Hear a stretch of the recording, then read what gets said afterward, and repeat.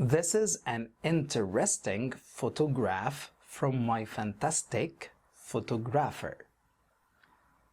This is an interesting photograph from my fantastic photographer. Which one sounds more American? For sure the second one. And this is because something called word stress. Let's see what is word stress.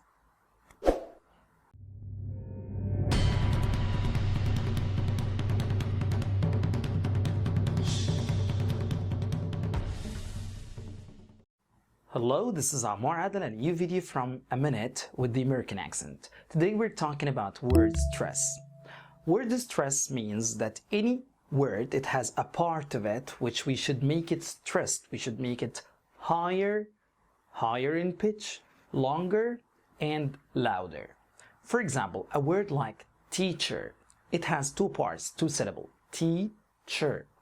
Well, here we should stress the first part, T. We should stress it. So we should make it longer, T. We should make it higher in pitch, T. We should make it louder, T.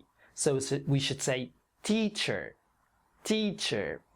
Okay, great. If I mistaked the stress, if I said teacher, this will sound awkward. It's not correct.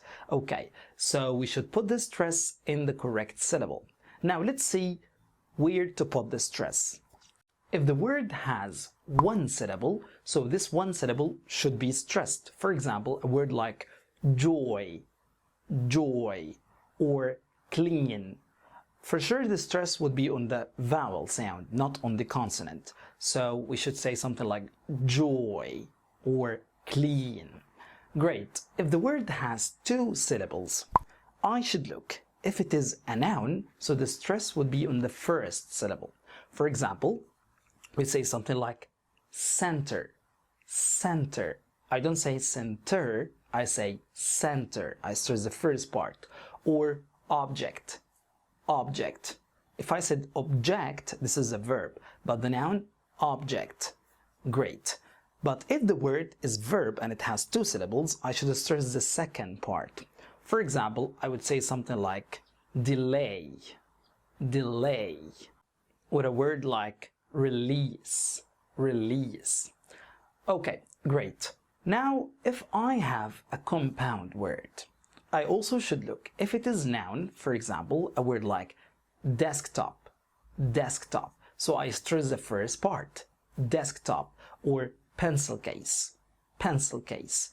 If it is an adjective like old-fashioned, old-fashioned, or a verb like understand, I should stress the second. So understand, the stress on the second part, stand. And also old-fashioned, the stress on the second part, fashioned, old-fashioned. Great. If I have a phrasal verb is a verb plus preposition. For example, turn off. I should stress the second part of the phrasal verb. Turn off, turn off. Buckle up, buckle up. Okay, great. If I have a word which ends with these suffixes, suffixes are the letters that we add them to the end of the word. Okay, so if I have a word ends with these syllables, I should stress the syllable before them or the part before them. For example, I would say something like musician, musician, musician, or something like translation, translation. If I have a word ends with these suffixes or these ends, I have to stress the third syllable from the end.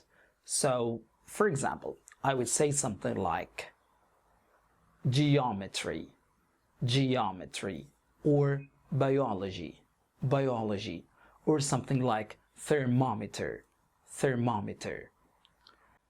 Okay, the last thing here is to take care of the words that are homographs, the words that can be two words actually. For example, a word like conflict. Conflict, this is a noun because I stressed the first part. Conflict, conflict. But a verb would be conflict, conflict. I stress the second part. Or a word like record, record. This is a noun because I stressed the first part, record. Or record, record. This is a verb because I stress the second part.